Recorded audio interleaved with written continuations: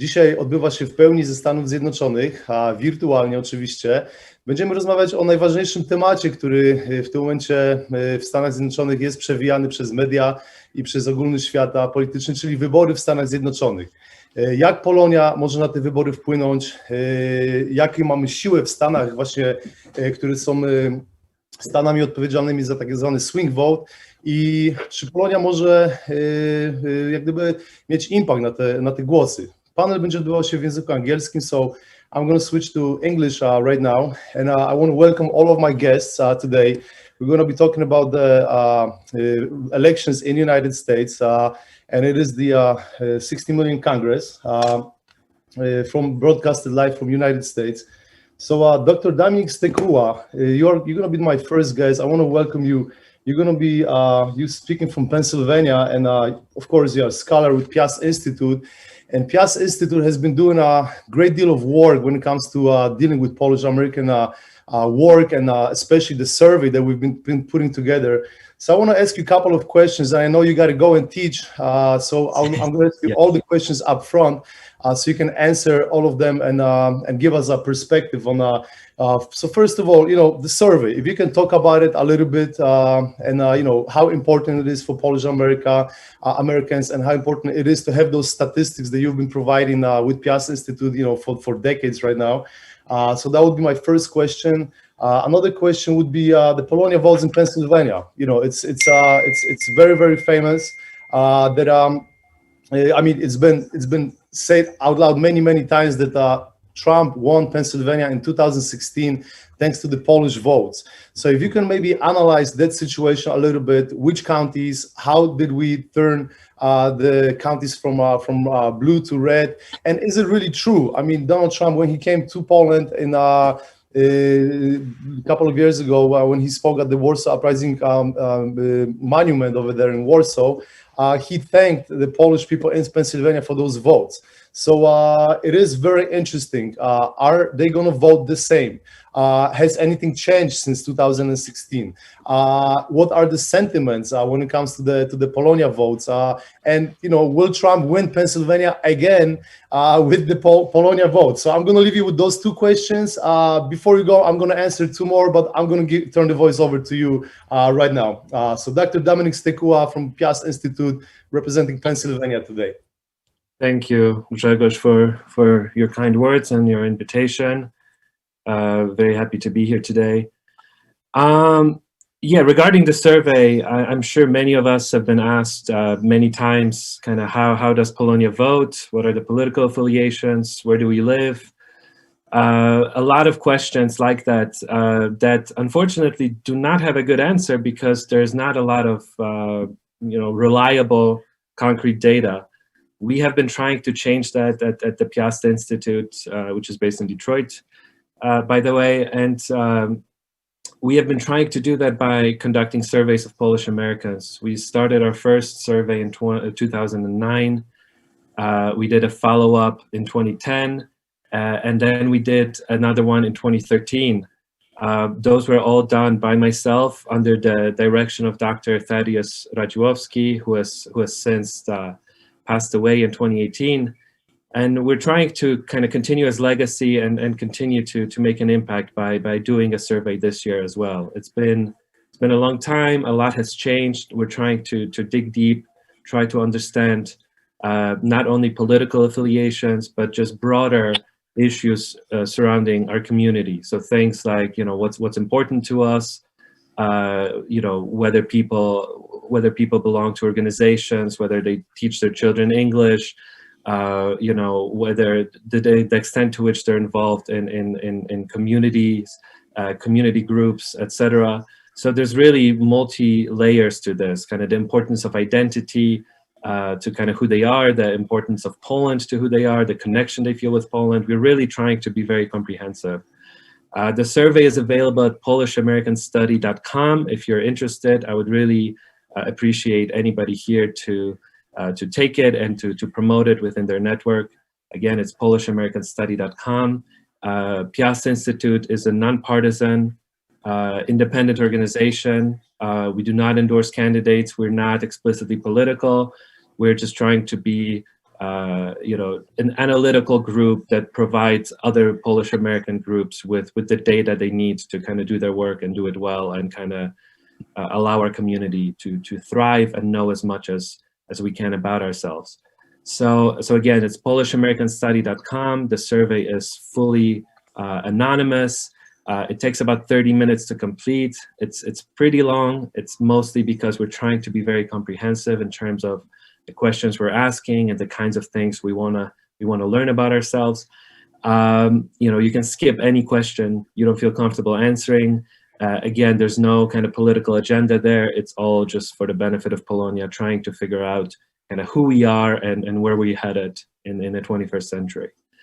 So I think that takes care of the survey, Greg. Yeah, thank you. Really appreciate it. Yeah. And I'll briefly Pennsylvania. This is the battleground. You know, whoever wins Pennsylvania wins the elections. That's what a lot of people say. I think you're exactly right. I think Pennsylvania. No offense to my colleagues from other very important states, but I think Pennsylvania is in fact the key state in this election. So just to kind of highlight a few things, you know, it was one of the key states in 2016. It will certainly be a key state in 2020. It's a big, diverse state with 20 electoral college votes, meaning that it's really, really important to win. For 16 presidential elections in a row, between 1952 and 2012, Pennsylvania leaned blue, voted for the Democratic presidential candidate. That has changed in 2016. Donald J. Trump won the state narrowly by 44,000 votes, less than 1%, but that was really one of the key places that he won that allowed him to clinch the presidency. Based on all the available statistical models for this election cycle, it seems that Pennsylvania will be the key state again. If Donald Trump wins Pennsylvania, he has an 84% chance of winning the presidency.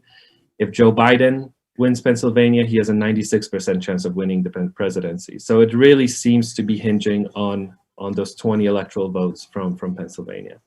And where is Polonia in that picture? How do you know? Remember, right. 2016. There's been an article in Washington Post and many media, American mainstream media, actually talked about it, and it was very significant because during last couple of decades, the Polish votes, they were there, they were seen, but they were not as much influential and talked about as 2016. So where are we right now? What has changed? Is it Yeah, no, that's a great question, and I wrote that Washington Post story, so it's oh, you wrote it, okay. Yeah.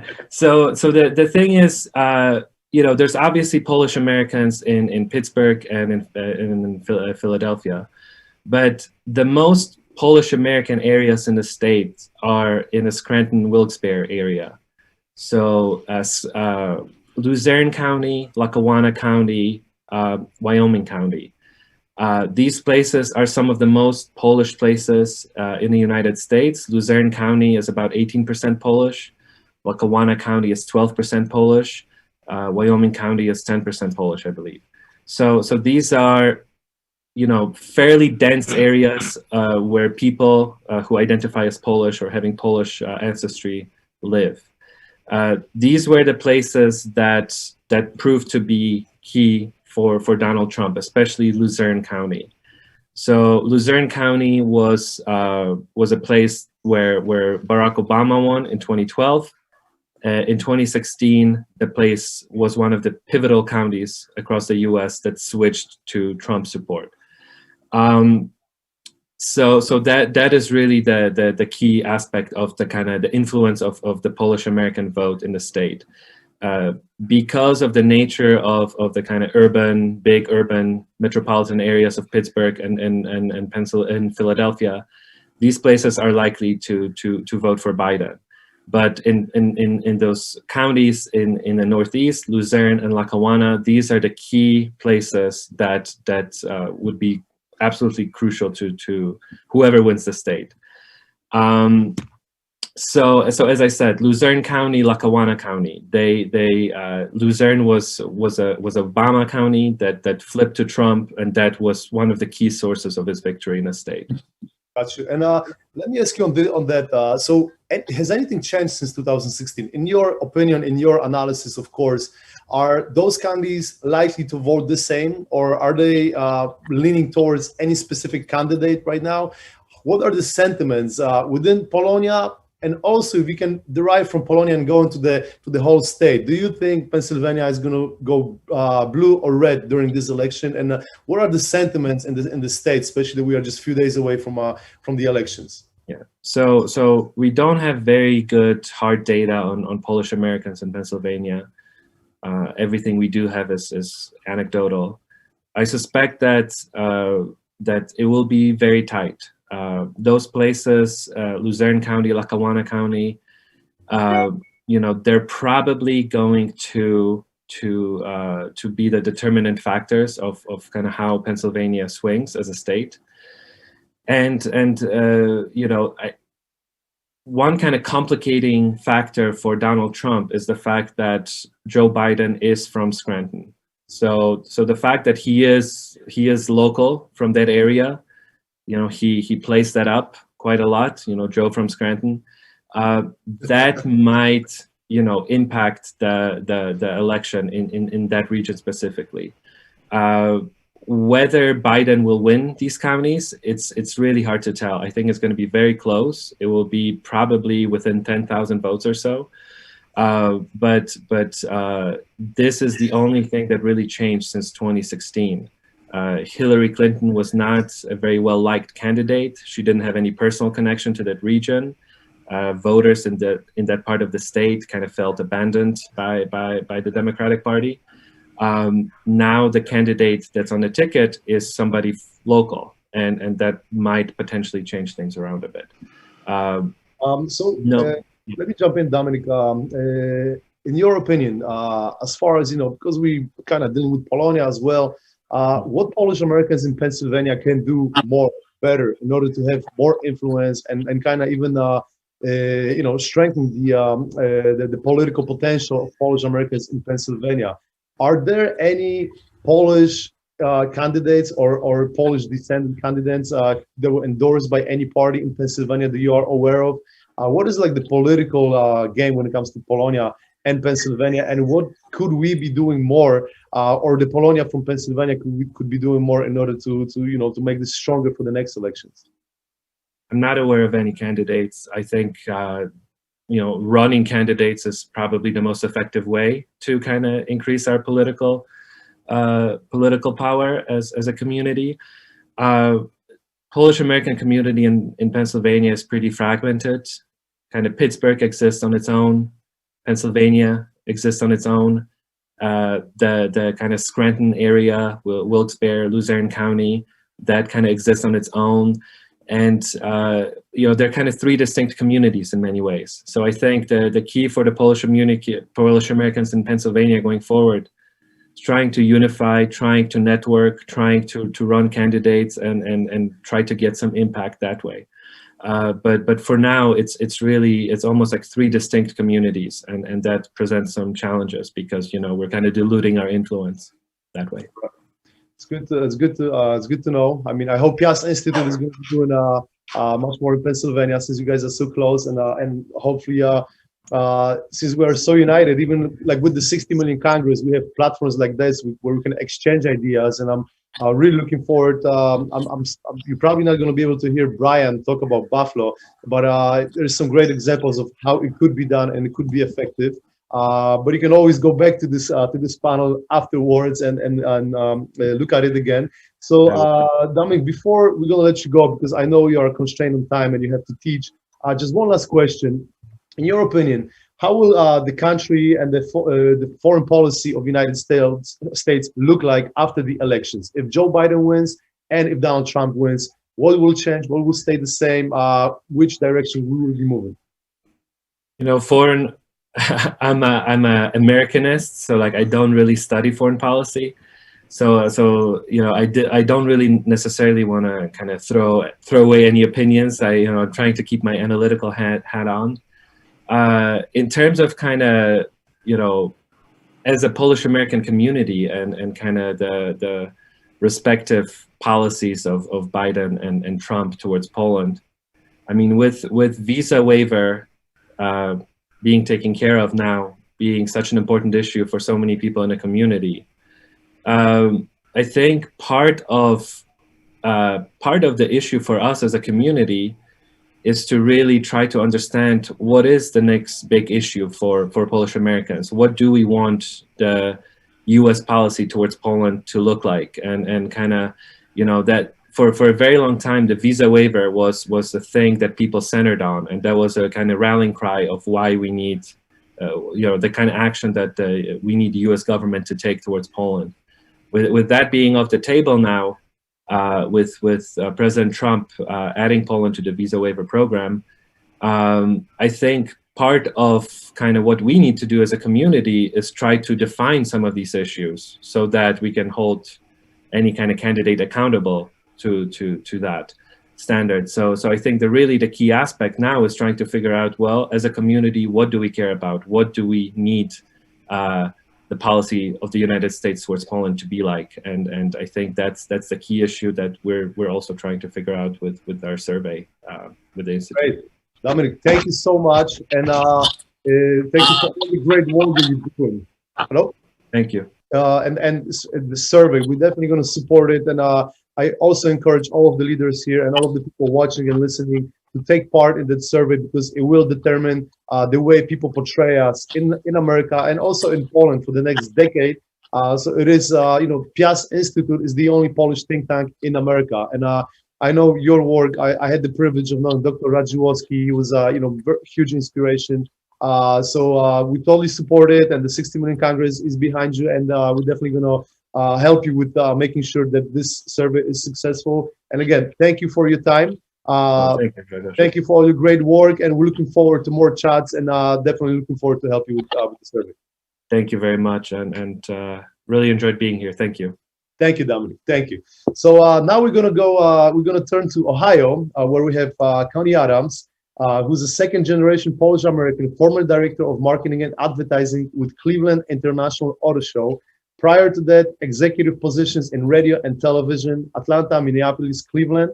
And she's a director of Polish American Cultural Garden, the board member for the Polish American Cultural Center of John Paul II, and the board member of University Hospital's Neurological Institute and Cleveland Institute of Music and Cleveland Opera. It's a lot, Connie. You know, you've been busy, you're doing a lot, and of course, you are a huge leader in Ohio. And Ohio is mostly second and third generation Polish Americans as far as the perception goes. If anything has changed, you can let us know, Connie. And of course, we are interested in the same things. How will the Polonia vote in Ohio? What are the sentiments right now? What has changed since 2016? And which way Ohio is going in this election? Because it is you know, a battleground. It was Republican last time in 2016. Will anything change for Ohio for this election, Connie? Thank you. It's a real honor to be here. I'm very happy to participate in this panel on behalf of Ohio, particularly the Cuyahoga County area, which of course always swings Democrat, and it's the county in which I live. As you know, Trump won Ohio. It was a fight to the finish here in Ohio. Ohio was the key state, and Cuyahoga County was the key county in Ohio. I recall the last minute ditch efforts by LeBron James and Hillary Clinton and Jay-Z and Beyonce flying into Cleveland, doing free concerts, trying to garner more votes out of the county. And at that point in time, we were 2 days before the election, and apparently they knew they were in trouble, and Trump won Ohio. I think Ohio is in better shape in spite of some efforts by John Kasich and, you know, former governor of the state of Ohio. I think we're on a good track, and I believe Trump will win Ohio. Polish Americans in Ohio, as you know, the immigrants are not free flowing like they were in the early 1900s. So most of us live in suburbia and have good jobs and have worked very hard to bring up their children, with great educations, great jobs, etc. And we want to, they want to keep that. They don't want to lose that. They don't want their taxes raised. They want to, in particular, keep the great relationship, better than ever relationship that the United States has with Poland. Donald Trump has, I think, has an affection for Poland in a special way, having visited there, having it be his first international stop after taking the presidency. And President Duda, and when you see them together, you know that there is a special bond, and you know that Donald Trump is going to work hand in hand with the strengths of Poland, which there are many, to not only keep Europe secure, but to just to ensure that capitalism will be the main power, the main force in Europe. And that really, in Poland, is playing a huge part in that, and Donald Trump understands that. And did Polonia in Ohio, sorry to jump in, but did Polonia in Ohio, so did the message got across? Because of course in New York and Chicago, we have newspapers, we have radio, and people are constantly watching the news. In Poland, they know what's going on. But the second and third generation, have they observed the change, and did they took a notice of that? Absolutely. We are not the ill-informed, lesser educated form of Poles that former Vice President Biden has named us, has labeled us. We're very bright. We know it's going.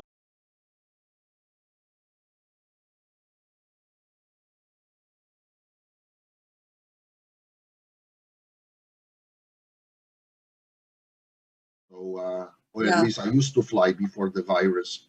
So for me, it's important. And, living right on the beach is the best thing, because you can go for a walk in the morning and get some fresh air, which is great during this China virus pandemic. Yeah.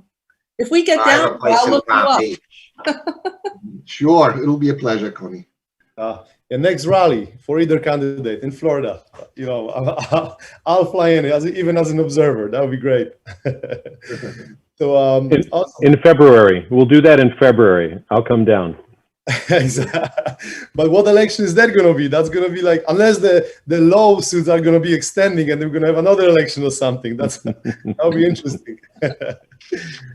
Great. I think we are ready. Let me just double check.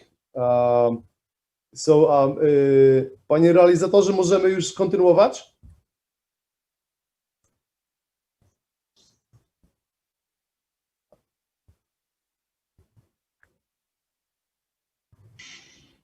Hello? Tak, możemy, zaczynajcie. Dobrze. Okay, so Waldemar, I think let's just start from the beginning.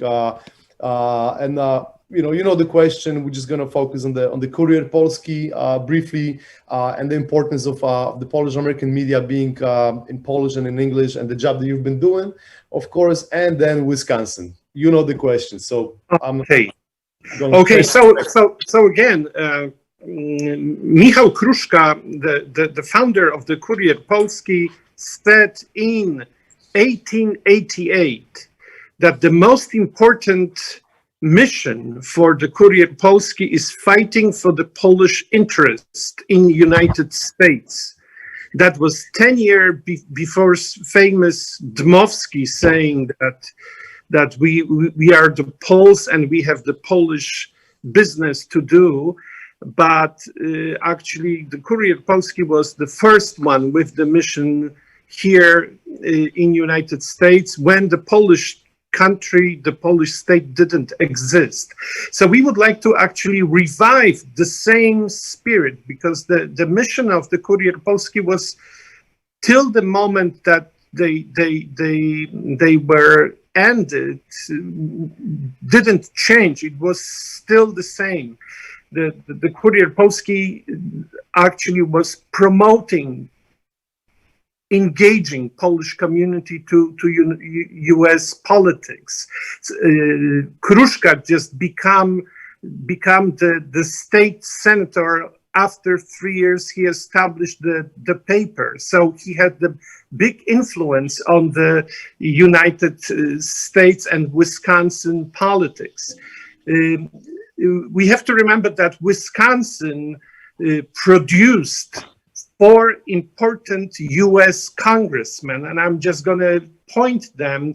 That was Jan Kazimierz Kleczka, Tadeusz Wasielewski, famous Klement Zabłocki, who was actually the founder of the US foreign policy in a Cold War, together with Dr. Brzeziński, and then Jerry Kleczka, and then 2005 there was the end. So 2005 is a very significant date because that was the death of the President Moskal, the president of the Polish American Congress, and from this moment actually something happened that the Polish community in Wisconsin started to change its issue, and kind of the temper of the Polish community in Wisconsin changed very significantly. I have to say that, you know, every 9th person in Wisconsin has the Polish heritage.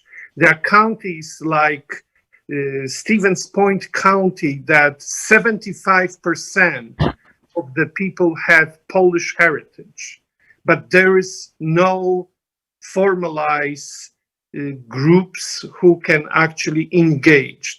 There is actually very interesting points that the Polish Americans in Wisconsin actually very often stating that, yeah, we would like to do something, but we don't want to be connected to politics, which is actually 2005 is actually, this is the date that actually we can connect everything with the changing of those policies. So right now, of course, in the first campaign of President Trump won the Wisconsin, and right now, after being in Wisconsin recently, he stated that when Wisconsin gonna be won by me, we will win whole entire election in United States. So Wisconsin is, of course, you know,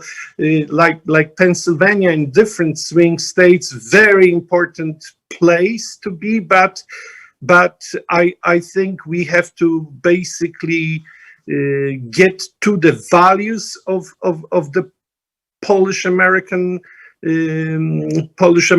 group, because those values are not changing rapidly. They are still connected with the values that the Polish immigrants brought from Europe, and everywhere you're going to go in Wisconsin, there is a Polish church or Polish bookmark which actually can prove what I'm saying right now. Do you think Polish people are going to vote the same like they did in 2016? And has anything changed since then in the whole Wisconsin, not even in the Polish community? Meaning Donald Trump came to the Rust Belt, to many Rust Belt states, and he promised jobs. He promised that he's going to bring jobs back to America, and he was not afraid to, you know, stand in conflict with China and kind of fight for those jobs. But has anything actually been done, and how do people in Wisconsin perceive those changes since 2016? Well, there are actually two very important centers where the Democrats are very strong. Of course, the first one and the most important is medicine with the university, which actually is the huge center of this new progressive direction of the Democratic Party. If we're gonna read the interview with Joe Biden in New York Times from the beginning of the year, we're gonna actually read why the Democratic Party kind of leaving those old groups, because actually there are some changes. I think the colleagues from the Democratic Center is going to comment on this, but Joe Biden explained why Hillary Clinton lost, because she didn't really want to meet with the Polish community. We have to remember that President Trump met the Polish community in Chicago, and that was the very important message for all the Polish community, that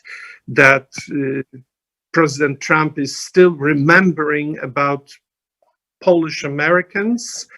The second group of the second center of the Democratic Party is also based in Milwaukee, but Milwaukee is already divided. I'm just taking those rights very often because I live in Bayview, which is really democratic part of the city. And sometimes I just want to see different scenery. So I'm just driving south of Milwaukee, and actually the scenery is changing. From the Biden signs, we are actually driving into the Trump area, which is actually more developed, because there are new suburbs of Milwaukee. And going north, basically driving there, you can actually see that many of the signs all over are mostly for Trump. There are also signs for Biden, but north from this belt of Milwaukee, Madison, there is more influence of Donald Trump. Okay, so Valdemar, we're going to be back with you. We're going to have some more questions, but thank you for that analysis. Right now, we're going to jump to Buffalo, Western New York, where, probably the only place in America where Polish candidates don't really have any problems with being re-elected or elected. But even if there is no Polish candidates being elected, we do have strong representation, and every single politician that is in the area is fighting for those Polish votes. I want to introduce Brian Dwin Rusk from Western New York, who is the New York State Republican Committee member for 10 years. He's the alternate delegate at the Republican conventions for President George W. Bush twice, alternate delegate for Republican conventions for Trump, and delegate for Trump, former Erie County legislator. From New York, past national vice president for public relations with Polish American Congress for 20 years. Brian, you're a legend, an all-time leader. I guess that the soul of Western New York politics, especially when it comes to the Polish politics, is embodied in you, and you've been doing such a great work, Brian. For the last, since forever, with your radio station, with your interviews, and of course with promoting Polish people into political positions. And I know this season you guys have endorsed 9 candidates in your area, which is very important for Polonia, because we could be Democratic, we could be Republican, but we have to be putting candidates out there. We have to be involved in politics, and this has been a painful process for the last decades, I guess. But Buffalo and New York, you guys been able to deliver season after season. So I want to ask you, Brian, How did you do it? How does the situation look like over there? I know New York will be a blue state at the end of the election, so we're probably not gonna even bother asking that question. But if you can give us a snapshot of how is Polonia voting in Western New York, and are they more Republican, more Democratic? What has changed since 2016, and primarily, how are you guys able to sustain that strong political influence in Buffalo area? Brian? Thank you, Greg. You've done so much for Polonia yourself. I'm honored to be with you with the 590 Congress, 60 million Congress. Thank you for inviting me. I'm touched and honored. The Polish vote in the United States is extremely important, as we have 10 million Americans of Polish descent in the United States and 1 million Poles in New York State. We are a large, unified bloc, often believing in traditional Catholic, moral, and family values. We may be old-fashioned, principled, and strong. The Polish Americans may be pivotal in swing states of Ohio, Pennsylvania, Florida, Wisconsin, and Michigan, with large, united Polish American population blocs. The Catholic Christian beliefs of presidential candidates will ring true.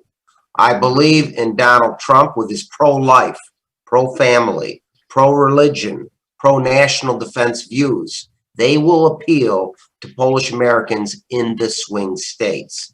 In 2016, we often saw an anti-Hillary Clinton vote. Now I hope we witness a pro-Donald Trump vote. As before COVID, Trump brought the USA the strongest economy in the world's history.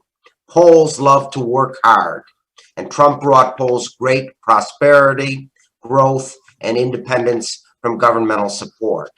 I believe Polonia will support Donald Trump for support of the visa waiver program, great mutual brotherhood with President of Poland, Duda, and for President Trump's strong support of Poland's military and economic strength. As Greg mentioned, I come from Buffalo, New York, where we established with Democrat President Jeffrey Switek and Polish-American Congress West New York Division President James Lawicki, a nonpartisan Polish-American Civic Affairs Committee. We interviewed Polish-American candidates for Congress, state offices, and local offices, and endorsed 9 Polish Americans of both political parties. We put forth press releases and bought ads in Polish American newspapers. We are standing up for Poles to be elected in a bipartisan manner. We are Polish and Poland strong. Please note that Laura Ingram, who is also Polish, she had surveys showing that 63% of conservative Republicans do not participate in political surveys. We hope New York will go for Trump, but this is a 2-to-1 Democratic state. As Biden and Harris have criticized fracking, this should hurt Biden in Pennsylvania. The Midwest, South, and Florida hopefully will put Trump over the top. We have 2 Polish-American candidates for Congress in Buffalo, New York, Chris Jacobs and Ricky Donovan. Trump will do better in New York State, in upstate, and Long Island than in New York City. And Clement Zablocki was mentioned, Congressman. He was a great man. We hosted him in Buffalo with Canisius College. We have 350,000 Americans of Polish descent in Buffalo, New York. And thank you for allowing me this great honor, Gregory Fryc. Thank you so much, Brian. I mean, you said it all, but I'm gonna be back with you with a couple more questions. Right now, I want to jump to Darek Barcikowski, since we are on the East Coast and Connecticut and moving towards that way. And Darek Barcikowski, a great Polish activist from Connecticut and honorary consul of the Republic of Poland there, huge activist for the New Britain community. And of course, he's been involved with AIPAC. He has organized events at the White House, and he's been involved with the Democratic Party with campaigns with Hillary Clinton and many others. And Darek, you've put in a lot of hard work into Polonia. Can you give us a little perspective on Connecticut before we go into the Democratic Party and the other side of the alley? How is Polonia and Connecticut? Which Connecticut is traditionally, of course, Democratic, but is Polonia voting Democratic in Connecticut? Are they more, if they do vote Democratic, are they part of the conservative fraction in the Democratic Party? And is there anything that has changed since 2016? Because people, in these regions like New York City and Connecticut, sometimes we sign up for the Democratic Party because that's the only way to go up. And even though you have Republican views, you're still, part of the Democratic Party because that's the only way to get things done. But has anything changed since 2016? Has maybe Polish people left the party, or maybe more people joined the party? And how will Polonia vote in Connecticut for these elections? Thank you, Greg. Well, I think in Connecticut, the Polish community is split, as I think it is split across the country, and probably sentiments reflect those of the state in general. Connecticut is a blue state. I don't think that our community or Connecticut will have much of an impact on the upcoming elections. I think what's important to point out why Connecticut might be unique is that we have elected officials that pay attention to the Polish community. They show up for events, and that includes our U.S. senators, it includes our congressional delegates, the governor. Folks show up. So the presence of the Polish community is definitely recognized, and it's on the political landscape. Before elections, we see a lot of political advertising in Polish newspapers. There are 6 Polish newspapers in the state of Connecticut, and I think we probably see more political advertising in Polish in Connecticut than anywhere else. So I think that is one area where we are unique. New Britain, of course, is the hub of the Polish community, and it's also in the 5th congressional district, where in the last election we had the narrowest margin between Donald Trump and Hillary Clinton. It is a district that could potentially flip. I don't see that happening in this current election, but it is out of the 5 congressional districts in Connecticut, it is probably the most conservative leaning. So I think time will show how the pieces will fall and what the outcome will be as far as the Polish community. I did want to also mention 2 sort of observations based on the discussions that we're having, and relevant to discussions that I've been reading and observing and participating in about these elections within the Polish community. And I think that we make 2 very dangerous assumptions. And one assumption is that the Polish community is voting strictly based on Polish and U.S. relations. And I disagree with that. Now, of course, Polish-U.S. relations are hugely important. The visa waiver is a tremendous deal for the Polish community and for Poland. And as someone who serves as an honorary consul and who to some degree represents Polish interests, Polish-U.S. relations are hugely important to me. But we also have a situation in this country where there's a pandemic that we cannot control, and the economy has crippled, and one only needs to turn on the news and see things are getting worse. So I don't necessarily believe that Polish Americans are going to go and vote strictly based on what the next president can or cannot do for Poland. I think some of them will, of course, but I think a lot of them will vote based on domestic policy and things that impact their everyday life, and what's going to happen with their healthcare, or what's going to happen with their education, or whether or not a family member is going to get sick and pass away. The other assumption that I think is flawed is that the Polish community overwhelmingly supports Trump. There is absolutely no statistical data to verify that. I think there's a tendency for folks who sort of in their family circles or circles of friends tend to be with folks who might share similar political views. So I think this is a flawed assumption that Polish Americans are conservative and supporting Trump. I don't see any evidence in that regard. The numbers that President Trump talked about after the last election, I'm not sure, I could be wrong, but I'm not sure where those numbers came from. I do think there is a lot of support for President Trump. There's also a lot of support for Vice President Biden.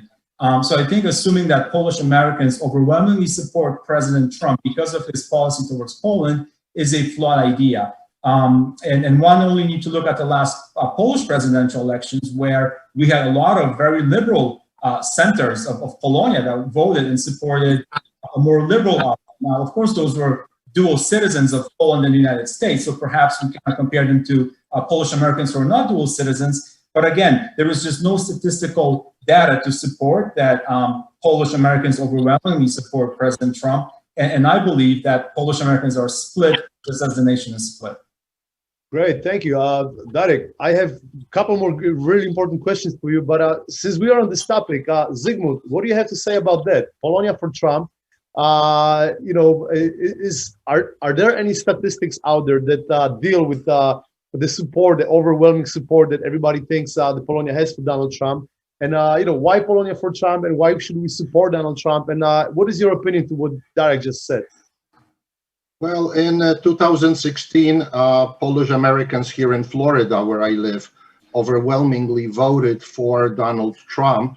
And I think this time around, 4 years later, I think even more Polish Americans will vote for Donald Trump for various reasons.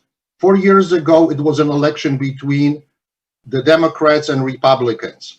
Right now, there is an election between the Republicans and Socialist Democrats. Democrat Party, for all practical reasons, does not exist.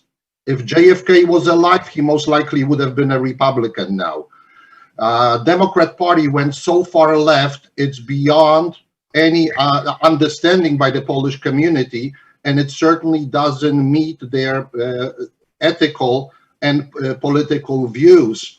I'll give you an example. Most Polish Americans are Roman Catholic, and they oppose, to a certain extent, abortion.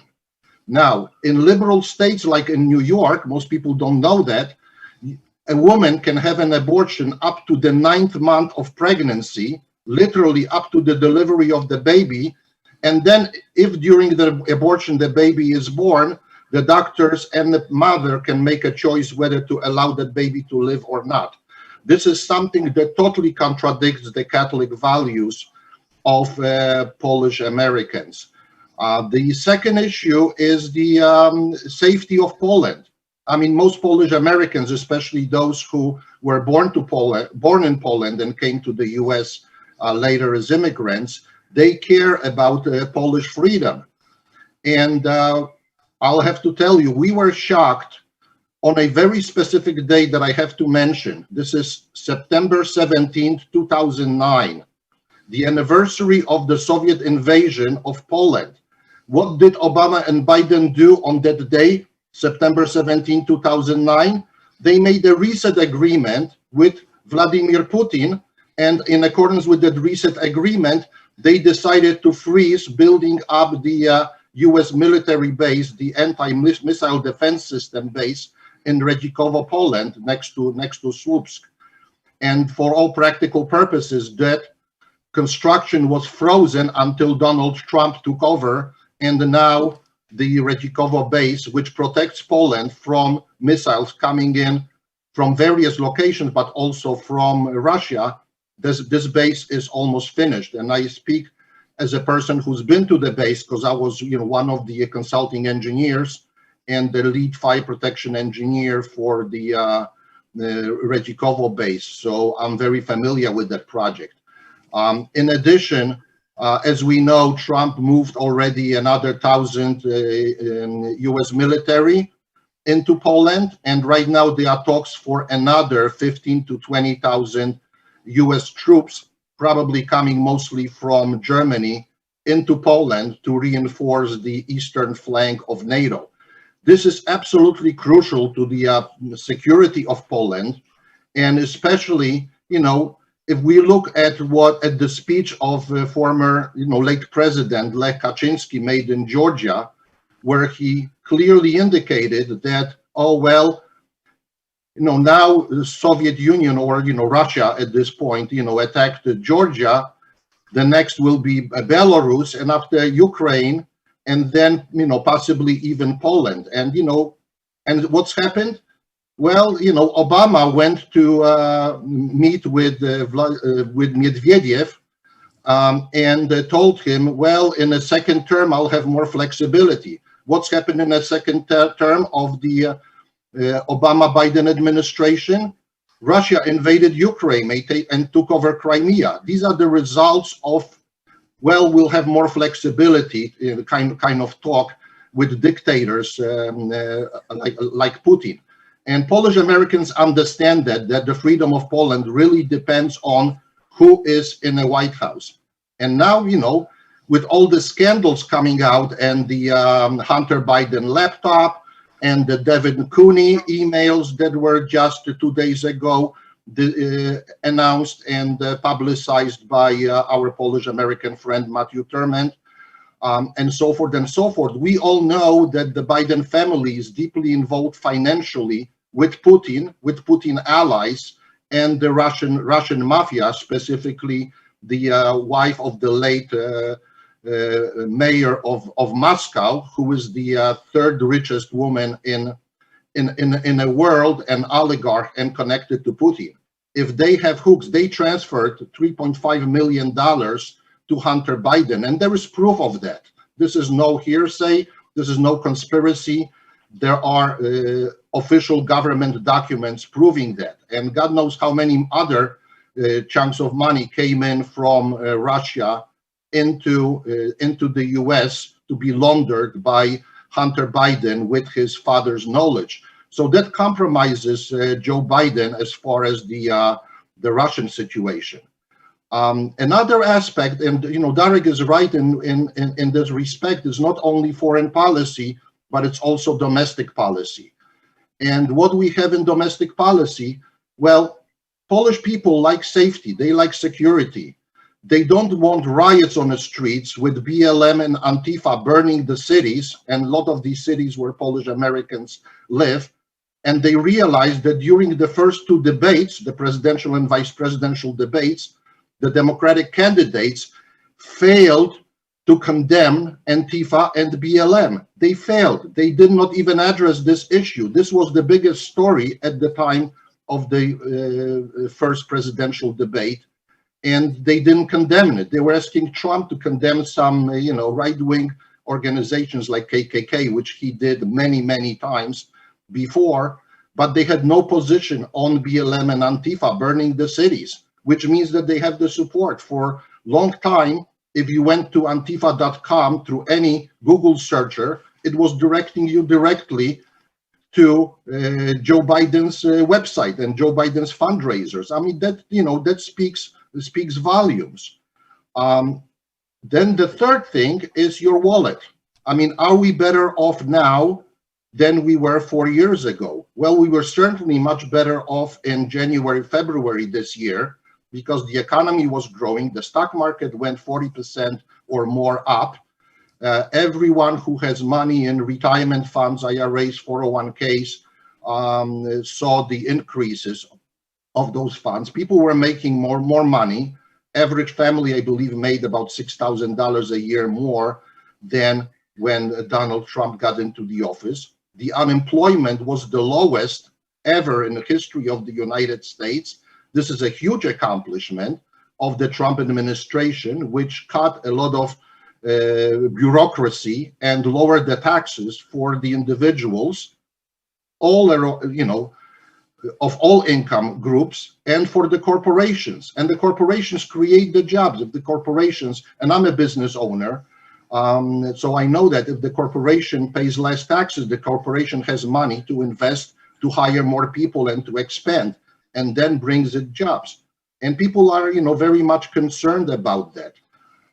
Finally, one thing that I need to mention, especially about the Polish Americans here living in Florida, many of them are senior citizens, you know, on Social Security and on Medicare. And Trump very strongly supports Medicare, despite what, you know, Joe Biden might tell you, and he supports Social Security, as opposed to Joe Biden. Most people don't remember that, but in the 1970s, Social Security was not taxed. If you were getting your $1,000 or $2,000 from Social Security, you would not have to pay any federal income taxes on that. Then subsequently, in the late 70s, a bill was proposed to tax 50% of the Social Security. And guess what? Joe Biden, as a senator, voted to tax Social Security 50%. Years later, that limit went up to 85%. And again, Joe Biden voted to tax Social Security up to 85% of the Social Security earnings for the retirees. So now he's talking about taxing the entire Social Security. He's talking about raising the limits, raising the age. And this is something that's totally against the interests of the retirees here, Polish Americans or others who live in Florida. And then, of course, he's talking about raising taxes for everyone. And officially he says, oh, I'm going to raise taxes only for those who make over $400,000 a year. This is total nonsense, because in the same breath he says, well, I'm going to reverse all the Trump tax breaks. If he reverses all the Trump tax breaks, then basically everybody will have to pay more taxes. Everybody, not just the so-called, rich. So it's going to hit the pockets of all the taxpayers in the United States, and show me one American who wants to pay more taxes. So obviously people will vote for Trump. So Zygmunt, thank you so much. Thank you for sharing that opinion. Really depth and really appreciate it. I know one American, Polish American, that would definitely love to respond to that. Konrad Nowak is with us. He's with Polonia for Biden. So let's hear the other side. Konrad is an attorney and the former chairman of the board of the Polish American Association, the largest social welfare organization serving Polonia in Chicago. He currently sits on the Council of Chairs as well as the advisory board for Chicago Sister City International, Chicago Warsaw Committee of World Business, and he also serves as the International Humanitarian Relief Organization and is a veteran of the U.S. Army. So, Konrad, thank you for being with us. Polonia for Biden. I know you don't have that shirt like Zygmunt does, but can you give us your opinion on what Zygmunt just said? And well, that shows that we are better organized. Great, Konrad, the floor is yours. Well, hi. Well, first of all, it's great to join all of you here today. And I think something that's important to mention for all of us, Ziggy, Connie, Brian, Darek, Waldek, and I see Doug has joined us just now. Regardless of what side we're on, regardless of what candidate we support, what we have here is a bunch of individuals that care deeply for Polonia. All of us love Polonia here. Now, within 2 weeks, some of us are going to be a little more disappointed than others, but the bottom line, and for those people that are viewing, is to be involved, to support who you're going to support, because in the end, all of us want the same thing, but probably through very different means, and that is to strengthen Polonia. Well, a lot of things have been discussed here today, and it'll be hard for me to succinctly address all of them, but I think some of the major points that stand out. First of all, we are going into an election like we have never seen before. And I'm not talking about anything that we have addressed already, right? But I think voter turnout in this election is going to be higher than ever before. If we look at all the news, we look at what's happening and how people are being alerted to the issues and those things that are important to them. That is something that I think is going to be unprecedented. And I don't think there's anybody on this panel or anybody anywhere can look at the tea leaves when we have normally less than half of the United States population voting to say what's going to happen. But some things do stand out. Earlier, we heard about some of the data coming from Pennsylvania. We do obviously have the advantage of Vice President Biden being from Pennsylvania, and we believe that that's going to be something that will push him over in that state. In all the other states, we are also seeing similar tendencies, which admittedly before went to Trump. We're seeing a lot of those trends changing, and that ties into, I think, what Darek and some others have said. Polonia now, especially now, because of the things we're seeing in this election and the things we're seeing in this country and globally, they're not just looking at simple little issues. They are looking where they stand as Americans. And as Darek mentioned, we have a pandemic in place. The economy is struggling. The response to that pandemic has been questionable and shifting. And right now we're in the worst position of really any country in the world. And that ties into, where I come from as an Army veteran. When you're in the military, the buck stops at whoever the commander is, okay? If something goes wrong, and if an operation goes wrong, every commander steps up and assumes responsibility for that. That's how that works. And when we talk about national security as a veteran, and quite frankly, I think this is something that most Polish Americans pride themselves on, we're supporters of our military. We are. You know, we have a great deal, many of our kids go into the military, as many other immigrants do. And a statistic that I think many people will be surprised about is over 20% of all Medal of Honor recipients weren't even born in this country. So that's kind of the proud tradition of immigrants and Polish Americans serving in the military. So what do? Well, we look to our commanders. We look at what they're saying. And I can tell you one thing. General Mattis is one of the most distinguished generals that has ever served our nation. General Kelly, similarly so. Those are two individuals that served directly with the president and have since, departing that administration, criticized him resoundingly on his capabilities as the commander-in-chief and how he has handled national security.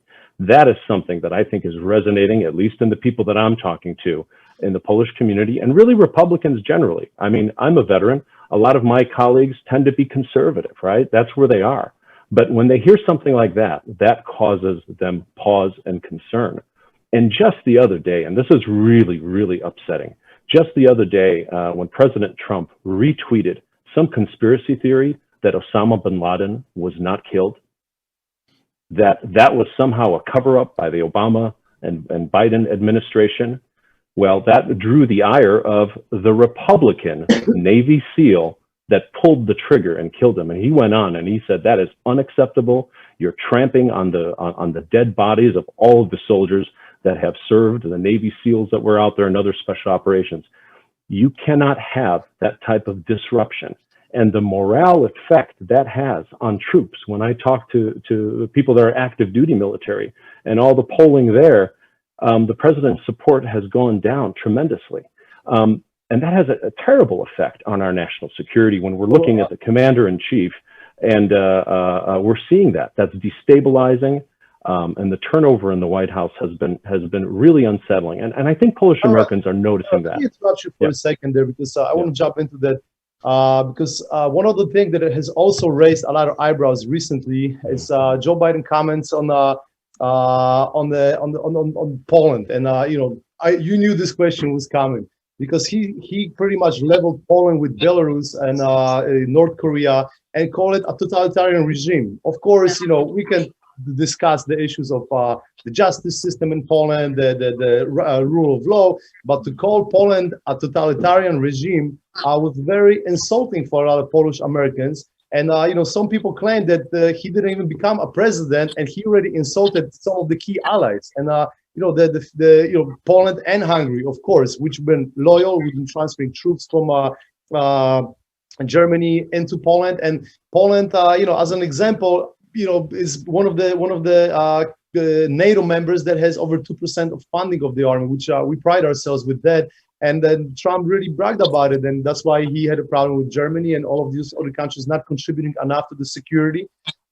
So Poland did its thing. And the other thing that Zygmunt Staszewski mentioned was when Obama came to power after George W. Bush, he also swiped the missile defense system program off the table. And Poland took a huge political risk by allowing that system to be installed in Poland. Russia said, we're going to put rockets on the Kaliningrad border. We're going to set our nuclear weapons in Warsaw if you take that system in, and with radar in Czech Republic and the rockets in Poland. Poland did agree to it. They set up the rockets. Obama came to power. He took it off the table, but the rockets stayed. So it's kind of, a lot of Polish military circles felt betrayed when there was a switch from Republican president to a Democratic president.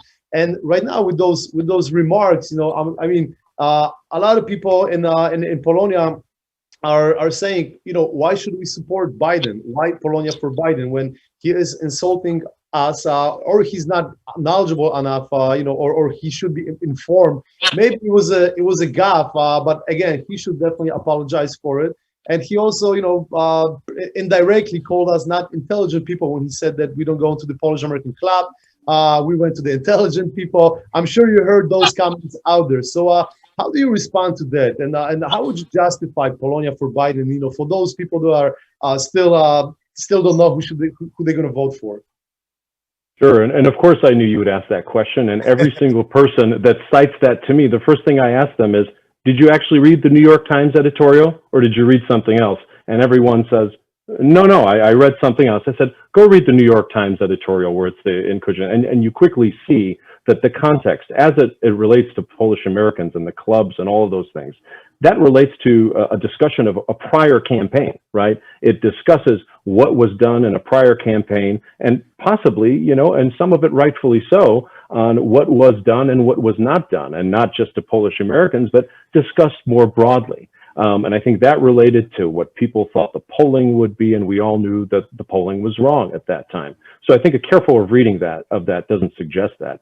The second component, and that relates to the recent discussion, again, out of context, when you look at what the vice president said, he's concerned with the risk of initiating a process of cracking NATO. And he did not say Poland is a totalitarian regime. He said, well, look, and we have to be careful of Belarus, Poland, Hungary, and the rise of totalitarian regimes elsewhere. He's not saying that about us, and that's responsive to some of the things that the world, right, you know?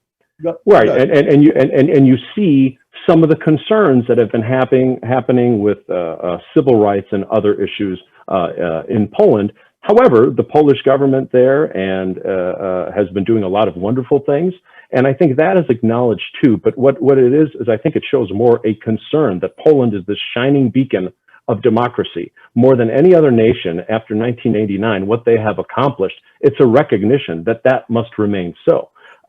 When you talk about now national defense, let's not forget which administration put the first troops in Poland. It was the Obama-Biden administration. Yes, but Joe Biden voted against it. That's the problem, because that's why Polish people voted for Bill Clinton back then, and that's, you know, how many we supported it hugely. But Joe Biden actually voted against it. And to that point, we have to understand when we view foreign policy, that cannot be in the vacuum of standing now as looking back in hindsight of 2020. Every particular instance in foreign policy is moving. The relations with Russia, obviously at that time, at the recommendation, and by the way, no one seems to be a bigger supporter of Russia than President Trump right now, and he's saying that he's building up those relations much better. He hasn't been critical of Vladimir Putin, so you can't criticize the past administration for trying to do a reset with Russia. And that was the contextual global security initiative. And with respect to now moving troops, NATO is a closely knit organization that you can't just pull troops from one area and then send them to another.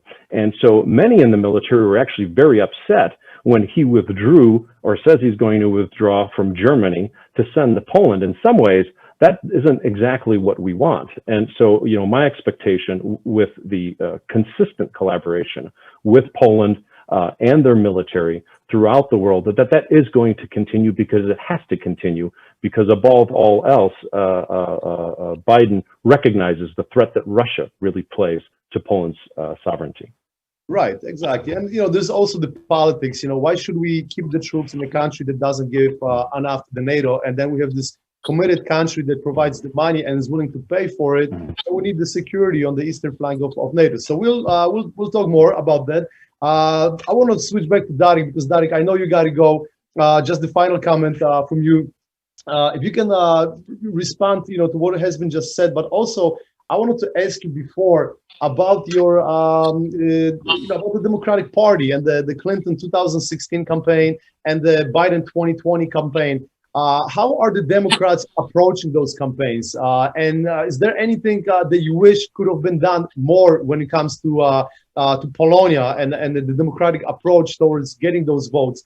And are the Democrats engaged as much as the Republicans were in 2016? How did the things change? And in your opinion, as a Democrat, as a member of the Democratic Party, how would you see a perfect scenario for Polonia happening within that party? Sure. So truth be told, after the 2016 election, where the Polish electorate and the Polish vote gained so much prominence, I expected that this year in 2020, both campaigns would do more to engage Polish Americans. And honestly, I am disappointed with seeing very, very little engagement on both sides. Trump met with the Polish community, received a lot of press out of that. I'm surprised that he hasn't done so again. On the Biden campaign, there were a number of Polish American virtual rallies and phone calls and engagement of that nature. I would like to see more, no question about that. Engaging ethnic electorates and sort of running campaigns on this sort of micro level is just something that's very, very hard for campaigns to do and understand. Campaigns are run by political consultants who I believe use very cookie cutter approaches. And I think that's where the problem is, that there's folks that just don't understand the context of the importance of this ethnic vote, and that this ethnic vote can play such a significant role. So that's the answer to that question. Before I go, I do want to comment on Ziggy's response, and there's a lot of things there that I would disagree with respectfully, but there is one thing that I do agree with, and you mentioned that one of the most important things for Polish Americans is safety and security, and I couldn't agree with you more. However, I also think that there's not a single Polish American in the country that feels safe and secure today, and I also feel that there's not a single American in the country that can say that they feel safe and secure today. And of course, we can talk about Social Security and taxes and all of these other important issues, but we need to recognize that we have a pandemic that is destroying the economy, it's hurting this country, and it's killing people. And of course, the fact that we have a pandemic that's touched every single nation in the world is nobody's fault per se.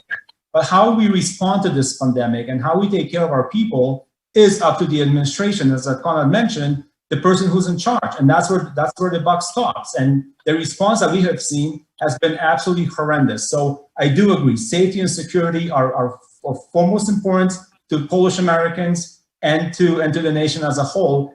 And personally, that's why I think we need change. And I'll leave it at that. And thank you everyone for participating. And as Conrad mentioned, tremendous respect to everyone for their engagement and for voicing their opinions. And I really look forward to having conversations with each and every single one of you in the future. Thank you. Thank you, Derek. Thank you so much. We really appreciate your time. And we'll keep in touch, and we'll be doing more great things for Polonia, because that's ultimately our goal, especially with the 60 million Congress here and our initiative. So thank you, Derek, for your time. Really appreciate it. Before we go to Doug Skrzyniarz, who just recently joined us, Brian, would you like to respond? Would you like to respond to that? And Derek just said that the Republican Party didn't do enough during this election, because in 2016, Donald Trump met with Polonia in Chicago. He kind of reached out. He sacrificed time, and it was clear he wants that electorate to vote for him. Do you think that the Republican Party didn't do enough when it comes to Polonia for this election? Or maybe there is an opinion out there that Donald Trump proved in the last 4 years that he kind of earned those votes, and he doesn't really have to reach out as much during this time around. What is your opinion on that, Brian? Brian Rusk. Okay, I think we might have lost Brian. But Doug, since you're here, thank you for joining us, ladies and gentlemen. Please meet Doug Skrzyniarz from Michigan. He's the Vice Dean of Finance and Administration at Wayne State University School of Medicine, where he also teaches several classes on health policy. He received the undergraduate degree from Michigan State University in Political Theory and International Relations. He's a Master of Political Science from Wayne State, and his Masters of Health Services Administrations from University of Michigan. Doug served 2 terms on Sterling Heights, Michigan City Council, and he was also mayor pro term. He was a delegate to the Democratic National Convention in 2008 for Hillary Clinton, and has served in numerous leadership roles in national, state, and local politics for more than 25 years. Doug's family immigrated from the United States to Poland in the early 20th century. His great-grandfather served in Hitler's army for Poland in World War I. Doug, thank you for being us, and thank you for taking the time to be with us today. And we want to ask you a couple of questions. Of course, if you can maybe jump into the current topic, because we are on the Democratic Party and the 2016 elections. You've been part of the 2016 Hillary Clinton campaign. In your opinion, did the Democratic Party did a good job with Polonia back then? And of course, in my opinion, they are not really doing a great job in 2020, but please give us your view on that. And what could the Democratic Party do more when it comes to engaging Polish Americans? And same question that we asked Conrad, why should we support Joe Biden? And, what Zygmunt has said before, as Zygmunt, you will have a chance to respond to that as well. How do you respond to all of those things? Sure. Thanks a lot for having me. I appreciate it. Welcome, or hello from Michigan. Just like a couple of the other states here, we're going to help determine the next president of the United States, and looking forward to doing that. So yeah, to answer your question, I think there's been a little bit of a changing dynamic in American politics over the last 20 or 30 years. If you go back 30 years ago in the United States and you take the Italian American community or the Polish American community or different ethnic communities, there was definitely a lot of commonality in terms of voting patterns, right? But as time has gone on and as those ethnicities have matured within the American population, there's still commonality for sure. Wouldn't argue that there isn't commonality. But when you look at these elections, people in the Polish community, Italian community, and other ethnicities are now voting more based on different demographics and not so much on their ethnicity. You can see the change as it relates to some of the new immigrants. So the Chaldean population is a really good example. Within the Chaldean community, you have a very strong commonality in how they vote, regardless of education level, income. The Chaldean community tends to vote in a very unified way. In the Polish community, Italian community, and other ethnicities, especially in European countries of more recent origin versus like Germany, for example, you are starting to see that break up. And so for these campaigns, as they're trying to figure out how to dedicate very scarce resources, they're not particularly focusing on the Italian community anymore or the Polish community as one singular voting block, because there's so much diversity within those communities. I'll talk about Michigan as an example. So in Michigan, as you know, we're one of the top 5 most dense Polish American communities in the country. I grew up in Macomb County. My grandparents came from, my great-grandparents came from Poland and concentrated in Macomb County, which is a northern suburb of Michigan, of Detroit.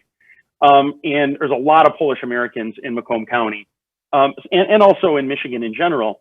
But as we are now into the 2nd, 3rd, and 4th generation of families, you have so much diversity. You have, my grandparents, right, didn't go to college. My father went to college and has a bachelor's. Well, I have a master's, right? And so you're seeing that kind of pattern happen in the Polish American community in Michigan.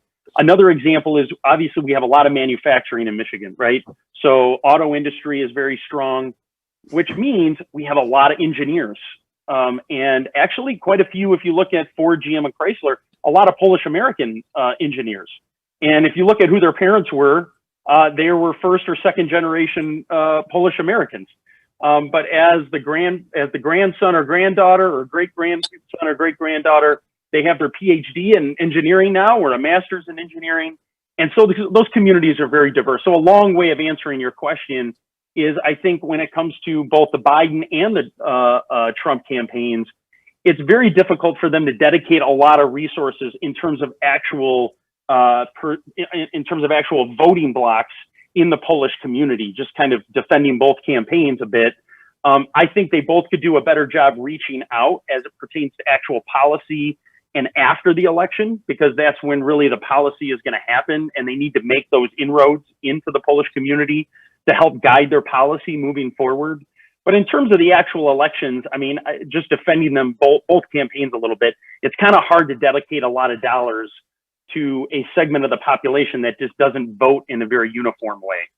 Got you. Thank you, Doug. And also, Joe Biden has right now has a 7% lead over Donald Trump in Michigan, which is huge. Of course, everybody's counting for the hidden votes, and it is a key state for any president to win. So on that, how do you see Michigan going in this election? Is it going to stay blue, or is it going to flip red? And also, when it comes to Donald Trump, if it's going to go blue, it's probably because some of the promises were not kept since the 2016 campaign. Because we remember in 2016, Donald Trump came to Rust Belt states and he promised jobs, he promised manufacturing back. He's was not afraid to stand up to China. We cannot give him that. He did. He was strongly vouching for it. But did he actually deliver for Michigan? And will the people that trusted him in the last campaign, will they vote again? Will they give him another chance for the next 4 years, or will they go back to blue? And in that particular picture, what kind of sentiment is among Polonia votes? Because let's say both campaigns didn't reach out deep enough into the campaigns. But in your opinion, you've been a legislator. You have the polls of the voting blocks. In your opinion, how will the Polish people vote in Michigan? And ultimately, can they be a swing vote for that state? Yeah, so great questions, and I've got some data to share today. I went and kind of dived into some different polling data from some nonpartisan polling firms to kind of look at the crosstabs and those demographics that you're referring to. And it's interesting, you know. So as an example, one of the data points that was really interesting is if you look at working class households. So folks who are in the lower or lower middle class or middle class, or maybe right around that poverty level, as you referenced, you know, Trump promised jobs and economic development for that particular population, which quite frankly hasn't come to fruition, to your point. So if you were in the lower middle class or in the middle class, you're pretty much at the same place that you were 4 years ago. Really, it hasn't changed much. And that's played out in the polling. So if you look at the polling, that group of folks is polling about a 10-point advantage for Biden, as an example. However, interestingly, if you look at the upper middle class, so people that consider themselves upper middle class, who actually have benefited more from the economy, that's really where Trump is benefiting in the polls in Michigan. So if you look at who is his strongest, group of supporters, it is those folks who have been benefiting. They've been profiting from the economy. Folks that aren't quite as concerned about coronavirus. Folks who are still a little bit blue collar, maybe some entrepreneurs. So, you know, just because you're wealthy doesn't mean that you have a PhD, right? I mean, a lot of folks, actually more people that are wealthy in the economy are small business owners, entrepreneurs, have started their own business, and they don't necessarily have a college degree. And Trump is actually doing very well with that group of folks, especially if they're from an ethnic group like Polish Americans. If they're religious in orientation, they tend to be a little bit more conservative, and they're doing very well. But if you look at the state as a whole, Trump has a lot of problems in terms of the polling. I'll give you an example of a county and areas he's doing well, and a county and areas he's not doing well. He's actually doing well in Macomb County. So if you look at the one county in Michigan where he's got some highlights, it's in Macomb County. And it goes back to what I referenced earlier. Macomb County has a lot of Polish Americans, more working class, labor, and it's a large county. It's 1 million people in Macomb County. I grew up in New Baltimore, but I was on the city council in Sterling Heights. So I've walked those doors many a times. And Trump is doing pretty well. Right now, he's probably about 10 or 15 points up in that county. And it's a county that Obama carried twice. So he's still doing pretty well there. The problem for Trump in Michigan in particular is when you go into these other suburban counties like Oakland County. Oakland County is immediately adjacent to Macomb. Again, it has about 1 million people, a little bit more populated than Macomb. But what is the difference between Oakland and Macomb County? So before I say that, in Oakland County, Trump is down right now, probably about 20 points is what the polling is saying. Oakland County voted for a Republican in every election since the 1950s up until Hillary winning 4 years ago. It's been traditionally a very Republican county. So what happened? What's the changing dynamic? Well, the changing dynamic in many cases is education level. So if you look at Macomb County, I actually have the statistics to share. So in Macomb County, there are 8% of the population has some type of graduate degree in Macomb County. In Oakland County, it's doubled. It's 19% of the population has a graduate degree. Same thing with a bachelor, so some kind of college. A significant amount more people in Oakland County went to college versus in Macomb County. So education level is kind of like the probably one of the biggest ways you can identify who's going to vote for Trump versus who's going to vote for Biden. And that goes across Michigan. So you go into places like Grand Rapids, Kalamazoo, Battle Creek, Flint, Lansing, all these different kind of mid-sized cities. Well, you have a very diverse community there. People educated, not quite as educated, diversity in terms of racial diversity. And so in those areas, Biden is doing very well. The one area, again, that Trump is doing extremely well, I would say, relative to the rest of the state, is actually an area that is more, has more Polish Americans than the other counties. So I think at the end of the day, if you did a poll of Polish Americans in Michigan, you probably would find it to be very close right now between Biden and Trump. Within the Polish American community, those that are younger, people in their 20s, 30s, 40s, 50s, are probably voting for Biden, especially the ones that have a college education. If you're a Polish American and you're in your 50s, 60s, and 70s, and you don't have a college education, there's probably a better likelihood that you're going to vote for Trump. Doug, thank you so much. This is a great analysis. Really appreciate all the details and all the input. It's very informative. That's really, really awesome. For the final round of questions, because we've been going for a while now, it's a great conversation, but thank God it's not live on TV. We can share it, and I'm sure it will serve really good as a really good resource for a lot of people involved in the campaign here and in Poland. So for the final round of questions, Valdan, we're just going to go across the lake to Wisconsin. Going to come back to you. How is it looking in Wisconsin, Waldemar? And also, if you can comment, are the people in Wisconsin, the Polish people in Wisconsin, going to vote more on the domestic policy that Conrad and Doug and Derek has been talking about, or are they going to, kind of lean towards the foreign policy to Poland, where Trump has done a real good job? And also, how would you respond to what Conrad said before about the security? And you might have a comment on the, on those issues as well as a political commentator, Waldemar. Yeah, I would like to thank especially Conrad and Darek, for stating that for both sides of the political scene in the United States, we are seeing the same group of people, the Polish Americans, and we have to have our representation on both sides. That's the very important, point that I think this panel also gonna help to understand. But I have to say, if we still gonna go on the issue, what actually those two administrations did for Poland, because we are all connected to the Polish Americans. We are talking to them. We are listening, just getting phone calls, can you write about this and this and this and this, because I feel upset about that. And I think there is more and more connections between United States and Poland, and between families who are actually searching for their relatives in Poland, and they are finding them. They are contacting with them, and they are just worried about them. If you're gonna still listen about what did the Obama-Biden administration did for Poland, those 2 points are crucial.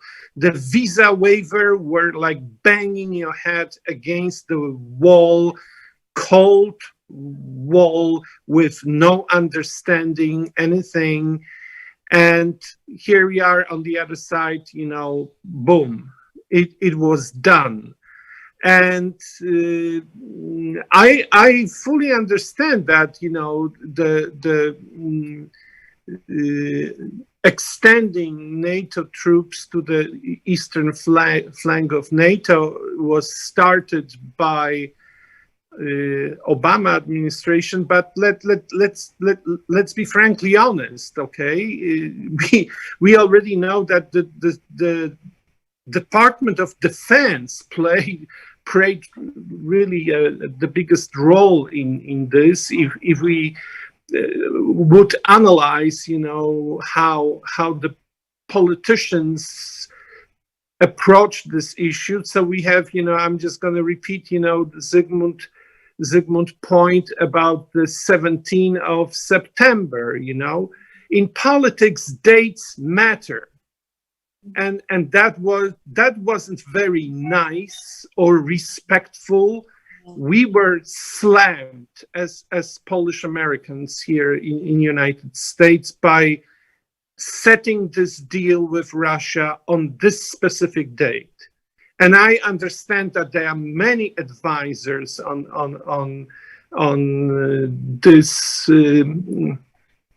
this issue in White House, and they were probably bringing this issue, but no, that was set exactly on the 17th of September.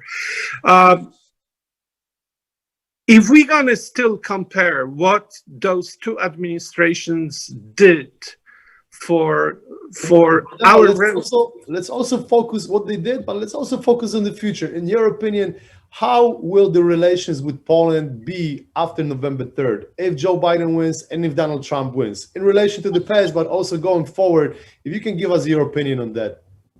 Well, I was actually reading Mr. Carpenter's comments that if if Mr. Biden gonna win, they will continue everything which was originated by President Trump administration. But still, if we can hear, I understand that Vice President Biden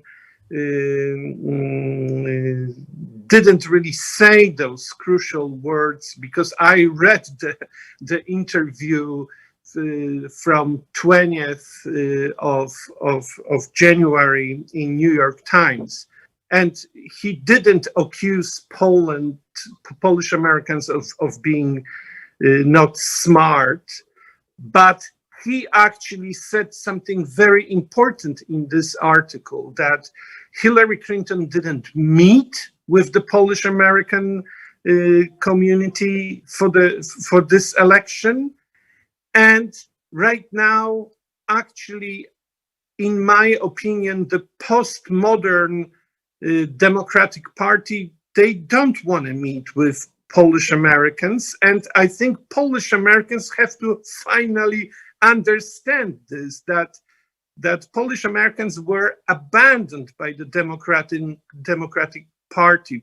Yeah, I was mentioning all those, congressmen from Wisconsin who were very important in foreign policy and different issue in United States, but they were Democratic congressmen.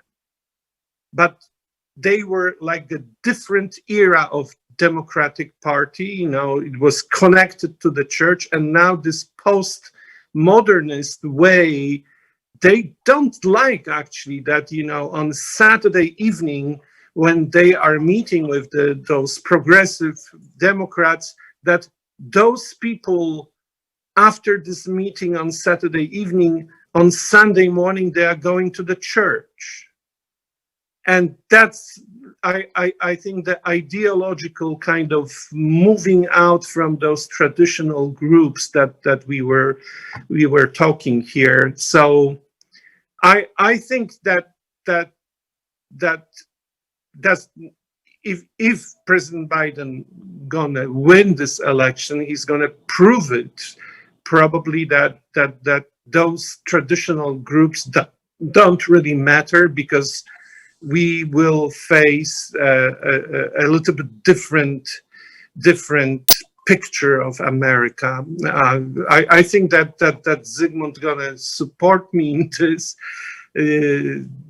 Again, I would like to stress out that we both, on both sides, have to work on those issues, to support the Polonia, and there is 10 million of Polish Americans in United States, and we have to promote ourselves We have to inform ourselves. We have to create projects like the media outlets, you know, because we don't really have any kind of media outlets for Polonia anymore. You know, we just trying to catch, you know, the main media issues on the rest of the media who are in United States, but that's the most important, that we will kind of, we have to kind of understand that, you know, the Democratic Party abandoned Polish Americans, and it's time to also kind of take a lead, you know. So I'm addressing this actually to Konrad and Darek and the other gentlemen. Please do something that we're not going to be forgotten on the political map of United States. We have to have our representatives back in the Senate, Congress, and the local arena of U.S. politics. Thank you, Waldemar. And Connie, what is your take on that in Ohio? Has the Polish voters in Ohio been abandoned by the Democratic Party and Republican Party? Did you see anything happening even on a local level? I mean, you guys said the debate, and I'm sure there was a lot of activity, a lot of leaders that were coming into Ohio. Has anybody reached out to the Polish community and made any specific moves that could be counted as reaching out to the community? And again, what is your take on everything that's just being discussed here as well? Great points. I agree very much with the points that the gentleman from Florida made and Wisconsin. I think Ohio has been a focus of the Republican Party and has won the votes from Ohio. It is now a red state. I think it'll go red again. Locally, it is among the people that I speak with in northern Ohio. They know that Donald Trump has come here 3 times, actually twice in the last month and a half. That is very meaningful. He seems to be penetrating Ohio and has done a great job. And of course, we went red in the last election. We will go red again, which is quite an achievement. I think he focused, he penetrated, the Republican National Committee penetrated Ohio, especially the Cuyahoga County area, and have received tremendous success. Among the people that I am in contact with, I believe they feel that Biden's weaknesses fall in the area of his disregard and even ignorance of Poland and Central Europe. They feel that he is disconnected. They also feel that he is not really from Scranton, Pennsylvania. He left Scranton, Pennsylvania as fast as he could get out. And so he relates more to Park Avenue and not Scranton, Pennsylvania, which is probably why Trump won, you know, that strategic area of Pennsylvania. I'm sorry? Yeah, sorry to interrupt you, but I want to jump in quickly. Do you think people in Ohio are, when it comes to the Polish community, are they more focused on the domestic policy or the foreign policy? Which matters more for them? You know, to have better life over here, or what candidate does for Poland? The Polish people here live in the suburbs now. They have moved out of the urban areas, and they're very well educated, and they have great jobs, and they don't want to lose what they have accomplished and achieved. They feel that Donald Trump has their backs, and that is very important to them, to not lose what they have accomplished. Yes, we are in a pandemic. We have taken a downslide, but we will get back. And I believe they feel that Donald Trump more aligns with their way of thinking. He is a capitalist. He definitely, and in addition to that, our people think here that it's very important how he relates to President Duda in Poland and the relationship that they have, which has never been better in the history of this country.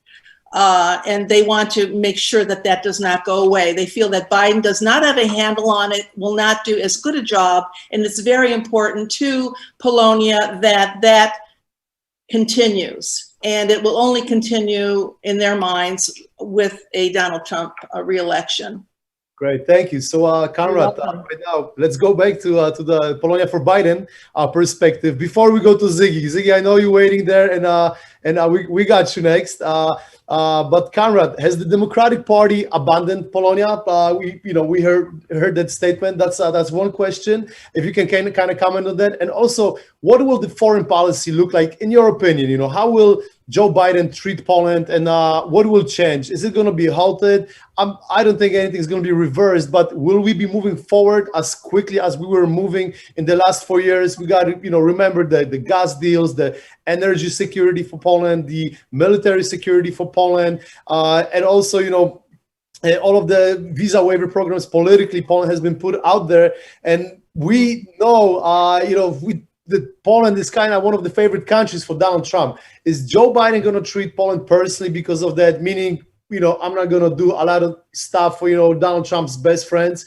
And in your opinion, the foreign policy towards Poland in energy, in military, in politics, how will it look like? Will it change? If it will change, into which direction? Sure, of course.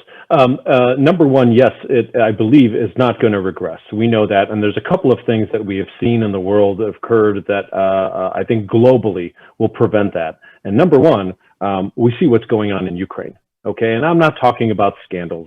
Let's forget about all of that stuff, and let's focus on what's really happening and Russian occupation. I, for one, have a friend, an United States Army officer that's in Ukraine right now, and with that incursion, Poland's border becomes much more critical. And so, if anything, we'll probably see a great increase in the commitment to the military. And we talk about the missile system. We talk about that Aegis system, which is delayed yet again. I mean, earlier this year, they said, I don't know, it's probably going to be 2022. So, as I said, foreign policy is contextual. It's part of what's going on at the time. And if we look as recently as a few months ago, we haven't seen that moving forward, if that's something that's probably going to be continued.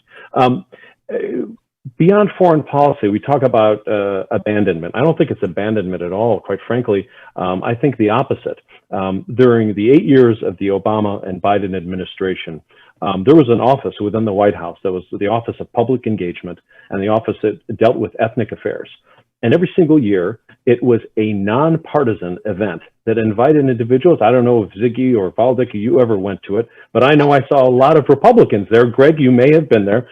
And it brought together Polish Americans, Greek Americans, all other individuals together, unified at the White House for an event. That has not happened one time in the past 4 years. And so that office actually, I don't think even exists, not to mention a pandemic response office. So when we talk about abandonment, I actually was, and I'm good friends with a lot of my Republican Polish friends, and I hope to be friends with all of you here today because of our common interest for Polonia. And I was even calling them, I'm like, okay, election's done. When's our event to come together? Are we going to have that? And we just didn't have that.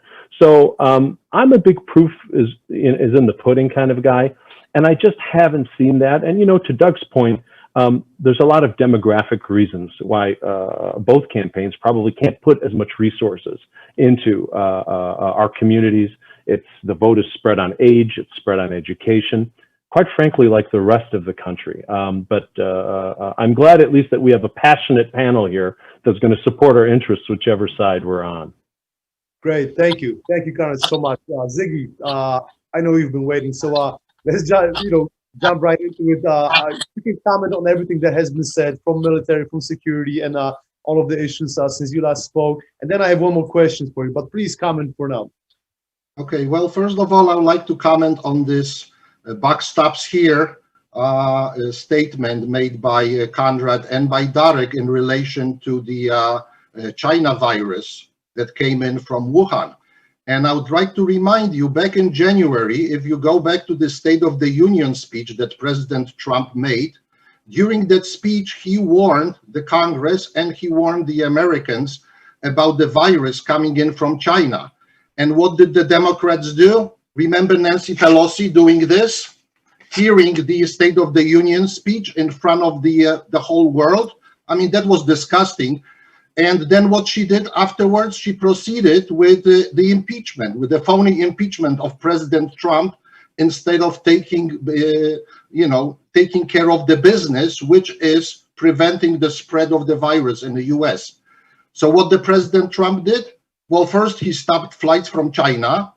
And what Joe Biden did in response, Joe Biden called him a xenophobe, that he is overreacting. Then when the virus spread into Italy, Trump stopped all the flights from Europe to the United States for non-US citizens. And again, the Democrats were protesting it. Okay, so, but the truth is that the fight with the virus is fought on a state level much more than on a federal level. Trump did what he could. He stopped the flights. He got the companies like, Ford and GM to manufacture the ventilators and the masks and so forth. He provided the military hospital ships to the states that needed them the most, supposedly New York and California. He did a lot, but what did the Democrats running their states do? And they were in charge of fighting the virus in their states. And I would like to compare Florida and New York, about the same population, 15, 16 million people. In Florida, run by a great Republican governor, we had 10 times less infections and more than 10 times less fatalities in Florida compared to New York. What did the governor of New York do? He put infected people back to the back to the retirement homes so they could infect others, and probably about 13,000 people died because of that. When President Trump offered help and brought in a military ship, hospital ship to the New York harbor and built a temporary hospital at the Jacob Javits Convention Center, Governor Cuomo did not even use these facilities. But at that point, both Governor Cuomo and the Governor Newsom from California, they praised President Trump for the tremendous help that the US government provided fighting the virus. But guess what? That was very early into a presidential campaign, so people don't remember that. But they did praise, the Democrat governors praised Trump for his response. As far as the military, first of all, I would like to commend Conrad for serving our country. Respect for the military, highest respect from me.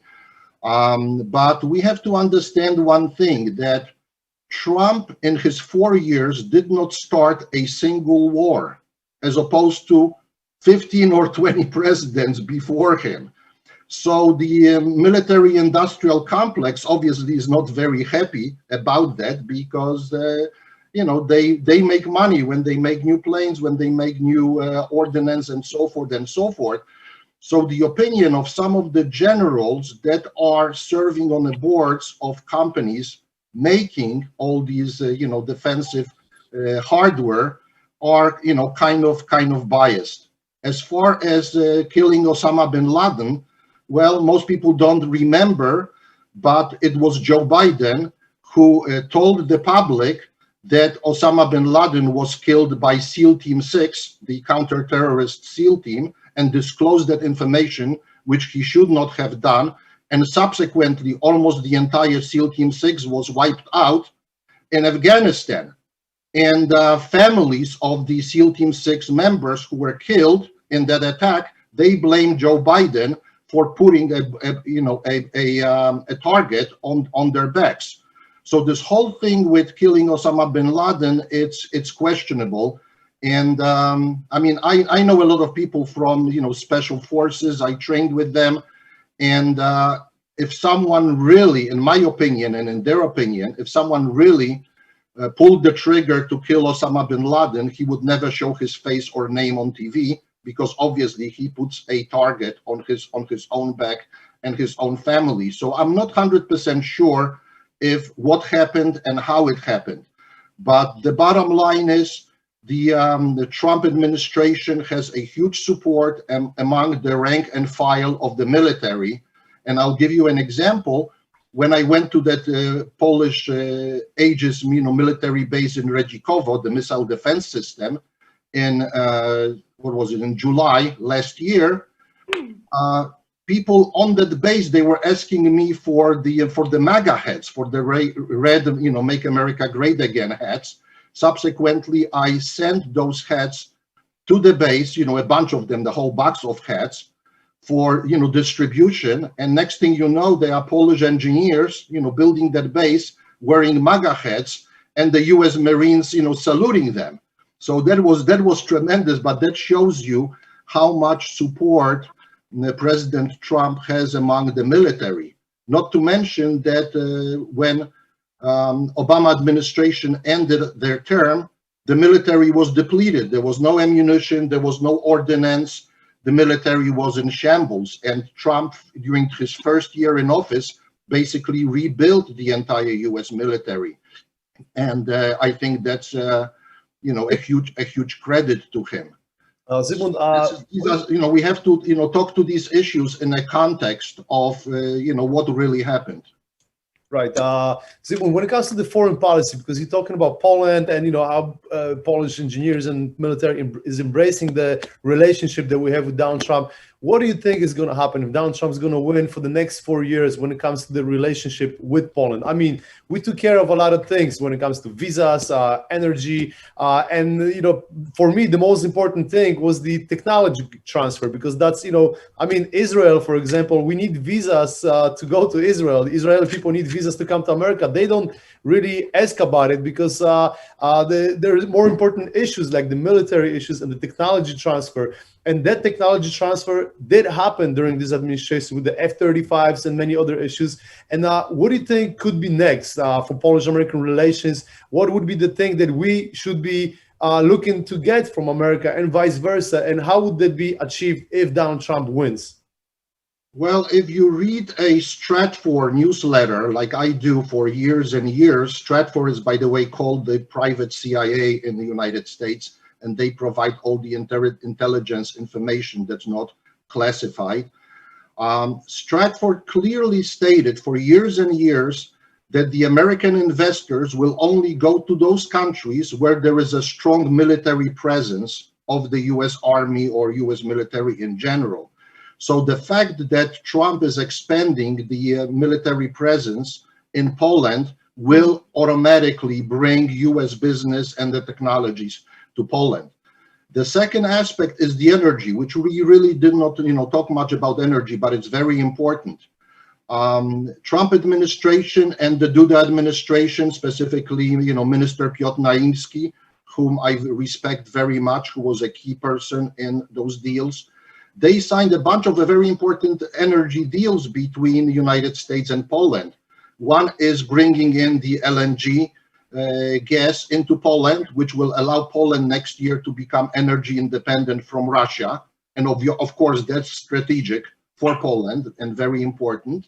And the second deal that was just signed very recently, and it's still in a process of being signed by the Polish side, but it's basically a done deal, is building the nuclear power plants in Poland. Poland to this day does not have a single nuclear power plant, even though they were in planning back in 1980-81. I used to design actually the first nuclear power plant in Poland that was later, never built. But these plants go back 40 years, and Poland never got a single nuclear plant. Now, the Polish government and the US government signed a 20-year agreement for building a number of nuclear power plants in Poland, which is very important because, as we know, eventually Poland will have to abandon the coal energy and the coal-fired plants. So, there is not that much sun in Poland, and the wind is not going to supply enough energy for Poland. So the only choice for Poland to become energy independent is nuclear power. And this deal for 20 years will provide Poland with nuclear power for years and generations to come. So I think that's very important. And as far as the technological transfer, there is a lot of American companies working in conjunction with Polish companies building military equipment. And also you'll see right now a lot of high-tech companies. I'm talking about Google, Microsoft, Dell, and so forth, and IBM, and so forth and so forth, moving to Poland, opening new offices in Poland, hiring thousands and thousands very well educated Polish programmers and engineers. So there is already a significant transfer of technology. It's been going on for years now, but I think now with the more military presence of the US Army in Poland, we will see even more technological transfer and even more American companies moving to Poland, opening offices in Poland and doing business in Poland, which obviously will help the Polish economy. I cannot hear you, Grzegorz. Greg, we can't hear you. We can't hear you. All right.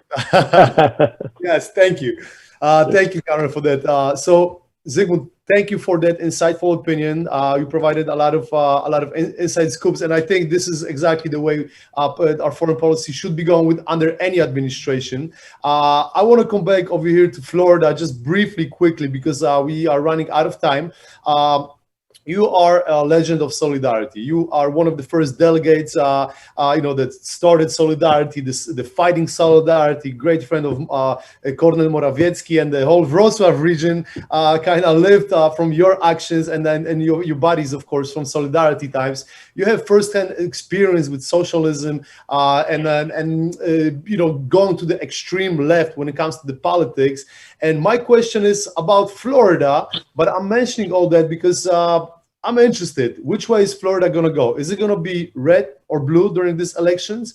And are the Cubans for Trump, which are under communism, and they kind of feel the pain of being under socialistic rule, can they help Trump be reelected in Florida? And also same thing for the Polish Americans, because how do they vote? Do they focus more on the relationships with Poland and what Trump did for Poland, or they focus more on the local things in Florida? And being given the fact that they are in the healthcare, in being the fact that as senior citizens, healthcare is a huge issue for them. So they might like to, stick with the Democratic votes on that. So just briefly, Zygmunt, how is Florida going to go? Can the Polish people help re-elect Donald Trump? And what about the Cubans for Trump? Can they do it with the one of my favorite subjects. Well, you see in Florida a huge enthusiasm among the Latinos, especially the Cuban Americans and the Venezuelan Americans, because they really know, just like us, what communism is all about.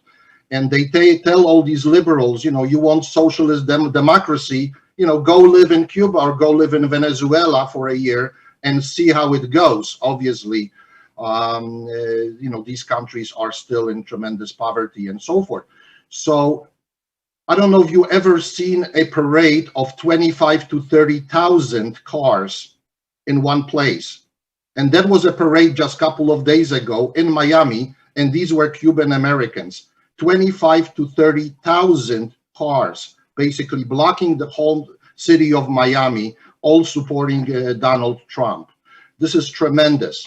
And I participated in a bunch of rallies organized by the Cubans, by the Venezuelans, and also I participated in an event that was specifically organized by Eastern European Americans, and mostly Russian Americans, Ukrainian Americans. There were people from Hungary, from Bulgaria, from Poland, and so forth. And all of us know what communism is about, and all of us know that the Democrat Party today is not the same Democrat Party of 10, 15, or 20 years. This is a socialist Democrat Party.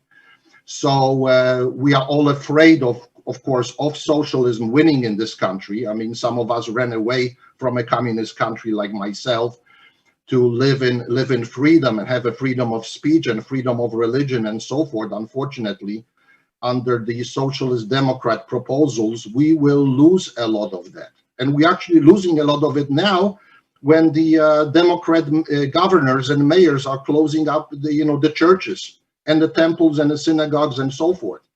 We are losing the religious freedom, which is very unfortunate. At the same time, you can go to Target or to Walmart and do your shopping and so forth, but you cannot go to the place of worship, which is totally unacceptable. But I guess it serves the political purpose to the Biden-Harris campaign. So going back to the Polish votes, most Polish Americans, in my opinion, will or already have voted for Donald Trump and for the Republicans. We have the early voting that already started on Monday this week. So many people are already voting, and also people who vote by mail, if they requested the ballot, many people voted by mail already. But I think close to the elections, there will be a huge amount of people who will decide to vote in person, and Florida at the end will turn red. I have no doubt about it. The Republicans will win Florida and hopefully the presidency again. Thank you, Zygmunt. Thank you so much. This was really, really great from your side and from your Republican perspective. For one final word and one final comment for Doug Skrzyniarz in Michigan. Doug, of course, we would like to ask you to comment on everything that has been said, but what Zygmunt just said, do you think that the Democratic Party went too much left this time around, and that those all accusations about being socialistic, and then those accusations that provoke Cubans, for example, to vote against the Democrats because they are afraid of communism, is this justified? And could you give us your insight on that? Sure. I will say Ziggy has done a really good job of reading off the talking points that the Trump campaign has given to him. So I applaud him for that. These are actually my one of the problems with this campaign, and one of the problems with the Trump presidency, is the concept of truth, and I would just say kind of decency in public discourse. My ancestors were very well aware of the kind of rhetoric that came out of Germany in the early part of the 20th century. They were also very well aware of the kind of rhetoric that came out of Russia over the course of the 20th century. And if you have somebody in a position of power who can just speak off the cuff about anything he wants, a good portion of the public is going to think that that's the fact, that that's the truth. And so President Trump, his campaign, his followers can invent anything they want, and they can get a certain number of people to believe that that's the truth. I can only speak for myself. I have no talking points. I feel like I'm an independent-minded person. I vote for a particular party, but I don't work for that party. I don't have a Biden for Michigan shirt on. But what I would say is that the last person that the Polish American people would want in a time of crisis of foreign policy against Russia or any other threat to Poland would be Donald J. Trump in power. When you think about the unmitigated disaster that has occurred under the coronavirus, it is a display of the kind of leadership that you would get in a crisis from a Donald Trump when it comes to foreign policy with Poland. I don't know, again, what reality that Ziggy is in terms of COVID, but I was on the front lines when COVID first started back in March on the healthcare side, and we scrambled for months and months to get PPE, to figure out a testing policy. At the end of the day, the states themselves had to come up with a solution because there was absolutely no leadership on the federal level for months and months and months. The Trump campaign can certainly talk about them stopping flights from China, and okay, I'll give them that one. But how do they explain literally every single thing that occurred after that point?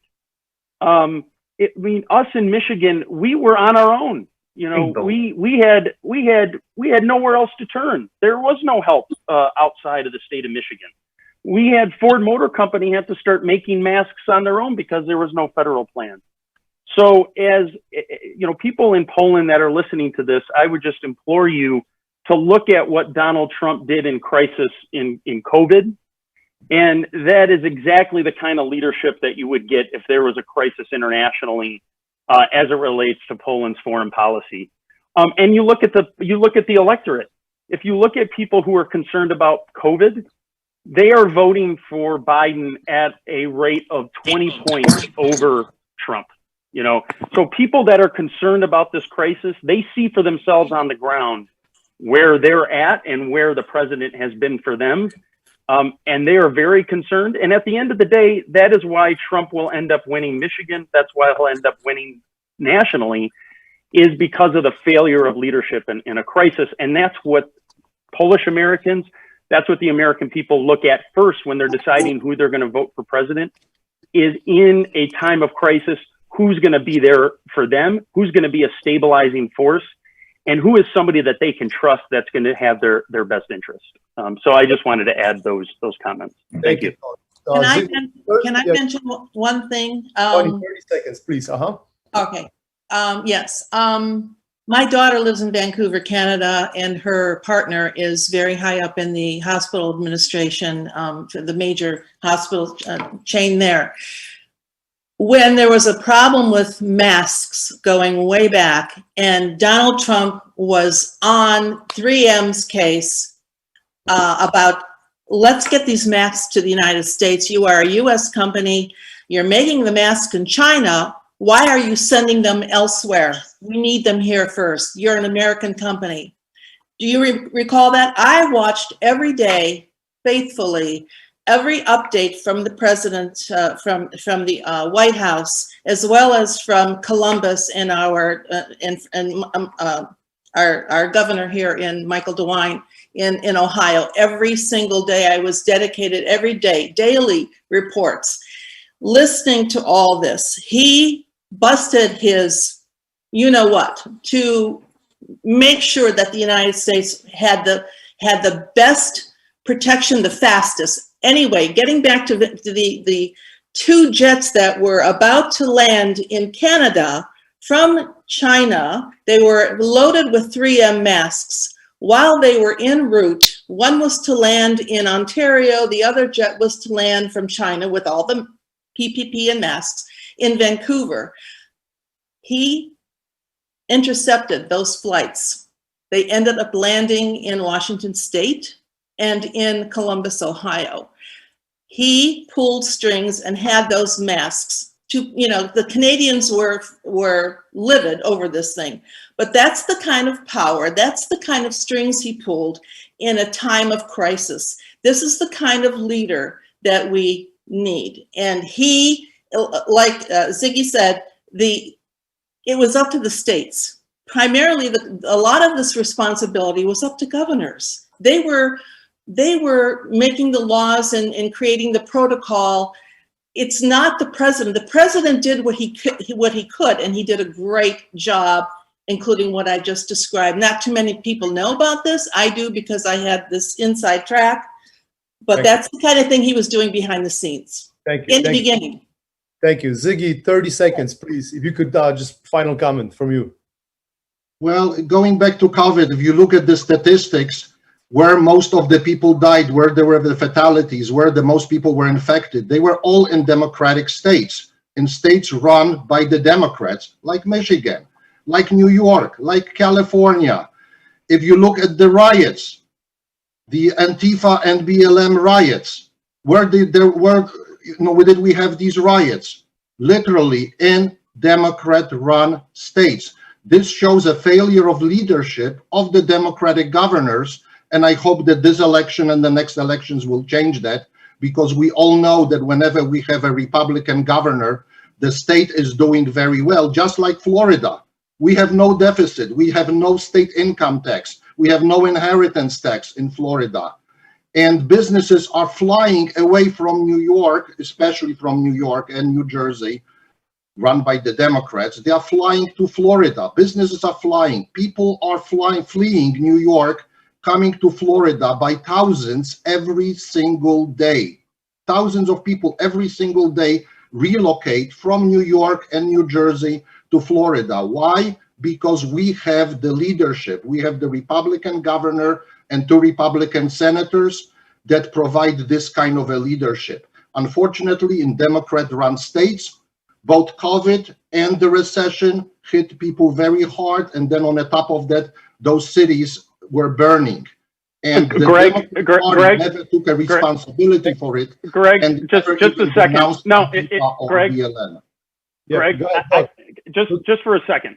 I just want to go through the list because facts, data is important. Obviously, Ziggy's a scientist, so facts are very important to him.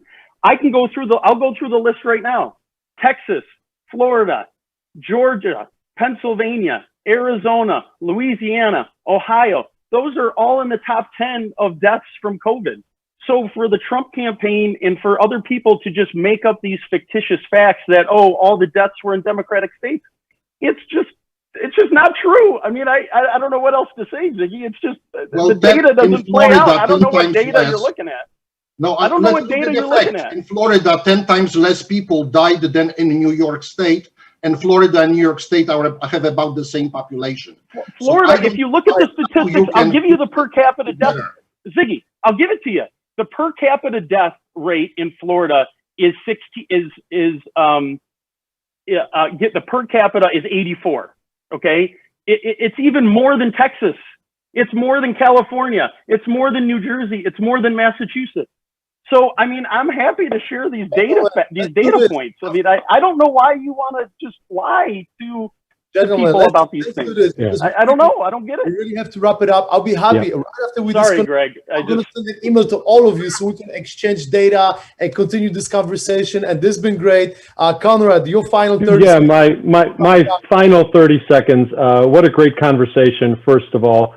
Second of all, we just heard news from the Florida governor that he's considering releasing that data to the public, and I think Doug's point tells us why. But here's what I'll say. Polish Americans, go out and vote, okay? You heard a robust conversation today. Go out and vote wherever we stand on these issues. I appreciate everybody here for fighting for what they believe in. But I will also say this. Of all the organizations you see out there, you see more Republicans turning to vote for Biden. There's a whole slew and organization of them, from national security officials, government officials. Google Democrats for Trump. You're not going to find it. It's not there. And that's the issue that I think is going to matter. How many Republicans are going to go for Joe Biden? And I think that's what's going to happen. Thank you all for having me today. Thank you, And Conrad. the Democrats for Trump are voting in masses in Florida. Conrad, thank you for your opinion. Thanks, Greg, for having me. And Appreciate thank it. you for the service as well. Really appreciate it. And Valdemar, your final 30 seconds, we got to give it to you as well to wrap up this beautiful panel. Thank you again for inviting me. I would like to state that we are waking up as Polonia, okay, on both sides. And that's the most important of this panel. This election is the most important in the history of United States and probably the world. So my point is just go and vote. Go and vote. Great. Thank you so much. Thank you so much. Thank you. This has been a great conversation with the 60 million Congress here. And I believe your opinions and the things that have been said, we went for over 2 hours here, but this is going to be a great research base for a lot of people that are uninformed in Poland and over here as well. I'm really honored to have all of you here, and thank you for your perspective on things and your scoop, your essay scoop. We've been able to analyze state by state. We kind of know better what's going on, and I wish this conversation will continue among us, because we are Polonia ultimately, and just like the goal of the 60 million Congress is to unite the 60 million Polish people living in Poland and outside of the borders of Poland. I've been a Polish American living in New York City for the last 27 years. And my thing is Polonia first. You know, if it's Democratic, if it's Republican, let's create those politicians. Let's go out and vote. Let's inflame our importance within the texture of the United States, and let's be successful with it. And thank you, because you are the leaders in your fields, and each one of you has great accomplishments, and I really respect the fact that you sacrificed so much time to be here with us for this great cause. So with that, we're gonna wrap it up. This has been another great panel with the 60 million Congress. We will have more, and I'm looking forward to working with all of you in the future. Thank you so much, ladies and gentlemen. Thank you, Greg. Dziękuję bardzo. Do widzenia wszyscy. Bye-bye. Yeah. Bye-bye. Thank you. Thank you. Bye. Do widzenia.